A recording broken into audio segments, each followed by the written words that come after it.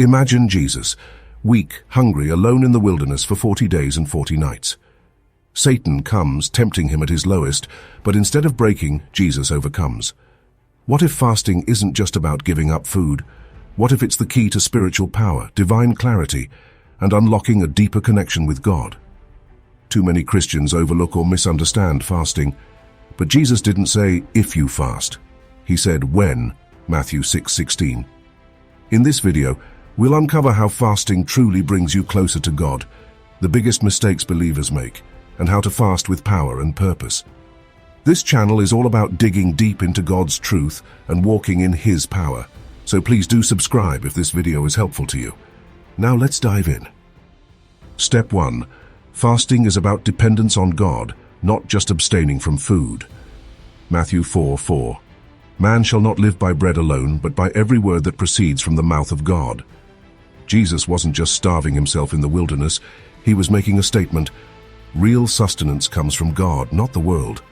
Too often Christians fast but forget to feast on God's word. They focus on what they're not eating instead of what they're spiritually consuming. Instead of just skipping meals, fill that space with prayer, worship, and scripture. Every hunger pain should remind you to seek God, because fasting without seeking is just starvation. Step 2. Fasting breaks strongholds and ignites spiritual power. Mark 9:29.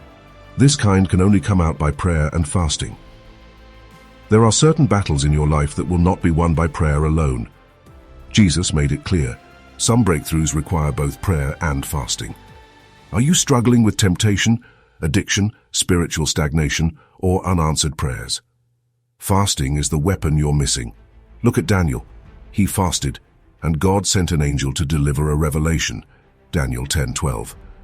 Look at Esther. She called for a fast and an entire nation was saved from destruction. Esther 4:16. Fasting isn't just personal, it has the power to shift the spiritual atmosphere around you. Pause for a second. What breakthrough do you need? Is there something in your life that prayer alone hasn't moved? Drop a comment below. I'd love to pray for you. Step 3. Fasting shifts your focus from the flesh to the spirit. Galatians 5:16. Walk by the Spirit, and you will not gratify the desires of the flesh. Fasting exposes what truly controls us. It reveals distractions, addictions, and unhealthy dependencies. When you fast, you'll notice how often you run to comfort instead of Christ. Whether it's food, social media, entertainment, or even relationships, fasting resets your spiritual appetite and brings your heart back to God. When Jesus fasted, he gained clarity, overcame temptation, and walked in authority. When we fast, we silence the noise of the world and hear God more clearly than ever before. Step 4. The fast that God honors, it's more than just you. Isaiah 58:6-7. Is this not the fast I have chosen? To loose the chains of injustice, to set the oppressed free, to share your food with the hungry. Here's where most Christians miss the point. Fasting isn't just about personal breakthroughs. It's about aligning with God's heart for others. The most powerful fasts involve praying for others, giving to the needy, and seeking justice. If your fast only benefits you, you're missing its true purpose.